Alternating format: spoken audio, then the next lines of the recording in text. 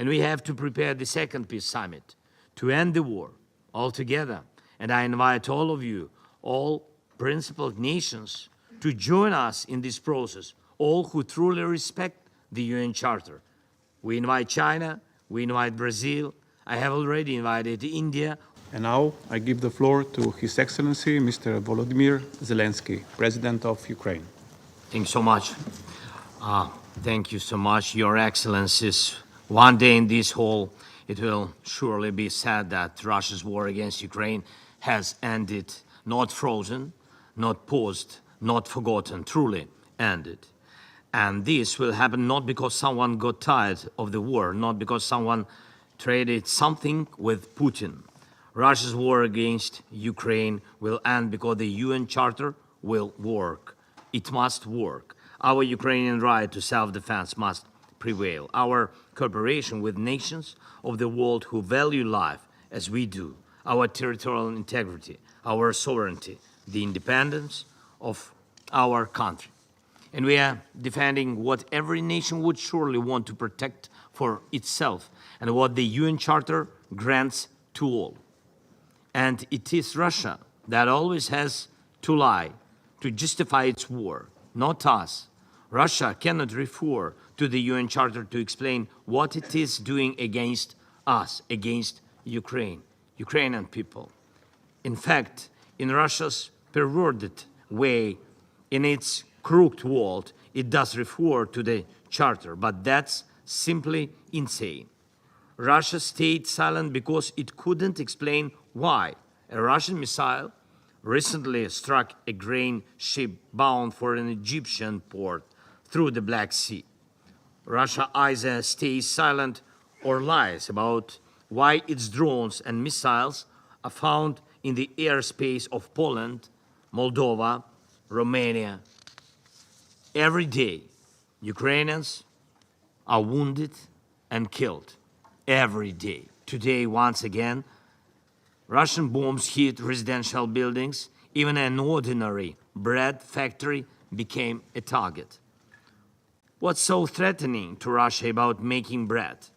Putin has no answer, and Russia never has an honest answer when asked why its army kills children in Ukraine, defeats schools and hospitals, and fights not for justice, but for a blackout for a neighboring nation. Putin has nothing to say if you ask him why he tries to drag Belarus into the war, why his propagandists threaten nations in the Caucasus or Central Asia, or why Russia invests the most not in human development, but in hatred. Russia has no legitimate reason, none at all, for making Iran and North Korea de facto accomplices in its criminal war in Europe, with their weapons, killing us, killing Ukrainians, and helping Putin steal our land from our people. We know some in the world want to talk to Putin. We know it, to meet, to talk, to speak. But what could they possibly hear from him? That he's upset because we are exercising our right to defend our people, or that he wants to keep the war and terror going just so no one thinks he was wrong. It's insane too. From the very first second of this war, Russia has been doing things that cannot possibly be justified under the UN Charter. Every destroyed Ukrainian city, every burned village, and there are already hundreds and hundreds serves as proof that Russia is committing an international crime.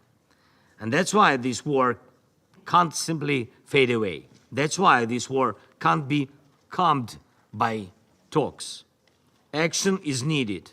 And I'm grateful to all the nations that are truly helping in ways that save the lives of our people.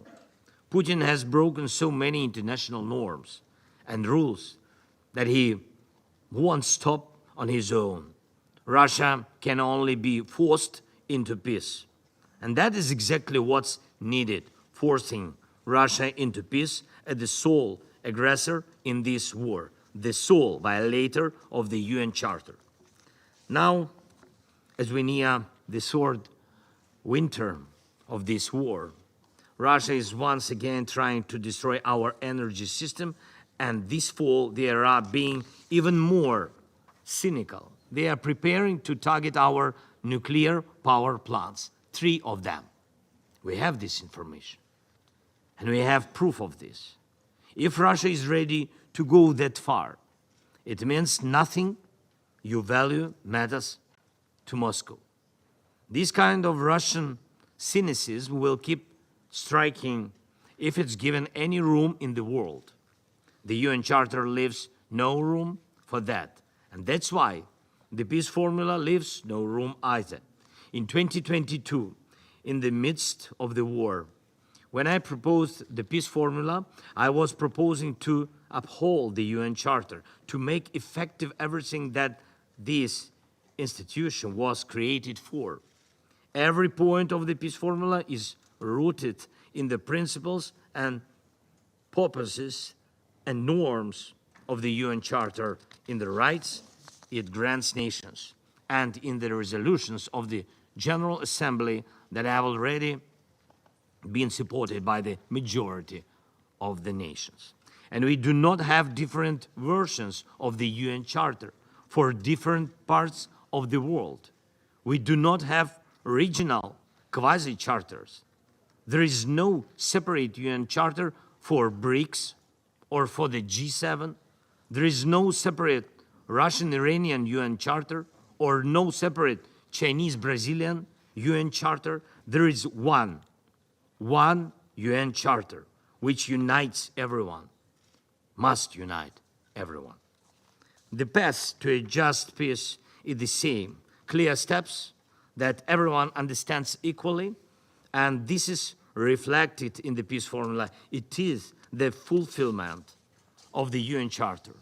And we all know what needs to be done if we honestly look at the situation and truly want to stop Russia's war, and most importantly, act together, of course in unity, without creating new and unnecessary divisions of the world into blocs or regional groups. Unity always works for peace. And we have to prepare the second peace summit to end the war altogether. And I invite all of you, all principled nations, to join us in this process, all who truly respect the UN Charter. We invite China, we invite Brazil, I have already invited India. We are working with African nations, with all of Latin America, Middle East, Central Asia, Europe, the Pacific region, North America, all. All are equally important for peace, all, without exceptions, just as the UN Charter must work without exceptions. This is the process that will lead us to peace, to a just peace, a real peace, a peace that will last. All of us already know how to achieve it. We have the peace formula, we have the UN Charter, and we have all the strengths needed to make it happen. What's needed is determination. Thank you so much. Slava Ukraini. If you like this video, then like, share and subscribe to ET Now.